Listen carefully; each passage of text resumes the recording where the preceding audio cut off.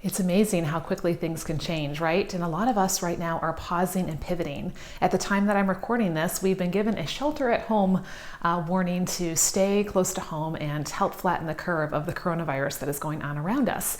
And I think this is causing a lot of us to really stop and think, like, how do I keep living and doing the things that I do? How do I keep working? How do I keep taking care of my family? How long is this going to last?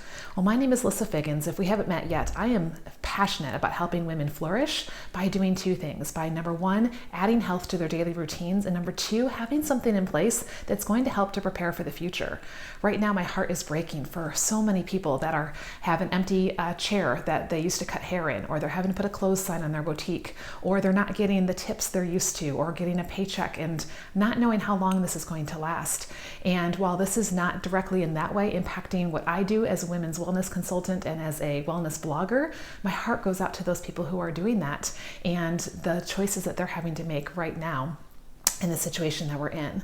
And ironically, I was thinking back to 7 years ago. I was asked a couple of questions by a good friend of mine that really got me thinking, and I feel like these are questions that pertain to the questions that we're asking today. The first one is, if something happened to your main source of income today, how long would you be okay?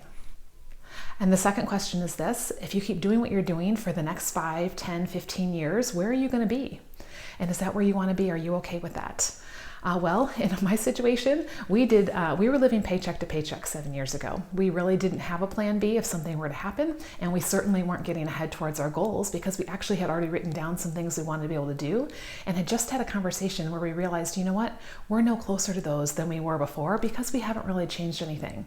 So it was at that time in my life when a friend came to me and said, hey, would you be open to looking at this business opportunity? Now, I'm the first person to say I'm not a business person, and I was not looking for a business opportunity, but what I was looking for was the things that I found that it was going to offer me, that it was going to offer me flexibility and freedom. It was going to offer me something I could do around my family schedule, around life, whether things are in a good place or whether life happens like this. It was going to offer me something that was going to grow me and help me to serve others and to add value. And those things all intrigued me. So because I said yes 7 years ago, I'm in a very different place than I was before. Now, my heart right now is so burdened for the people that are being affected by this and the continued ripple effect that this is going to have. And it's really gotten me thinking, I don't want to be the person that's holding the oar while my friend's boat is being swept away downstream.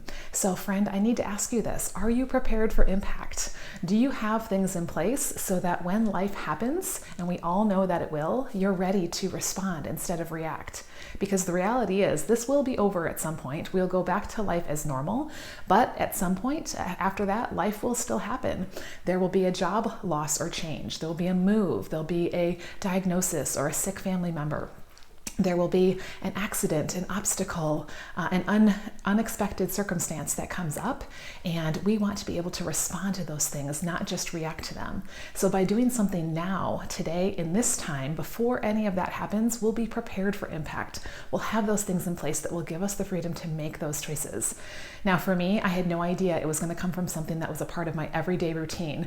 Nobody right now is stopping, personal care. We're still washing our hair, brushing our teeth. On days we want to put on makeup and do our hair, we can do that as well. And we're not giving up feeling well. We want to boost our immunity. We want to make sure that we're staying healthy and keeping our families healthy and having the energy to do the things that we need to do. So all of that is not going away.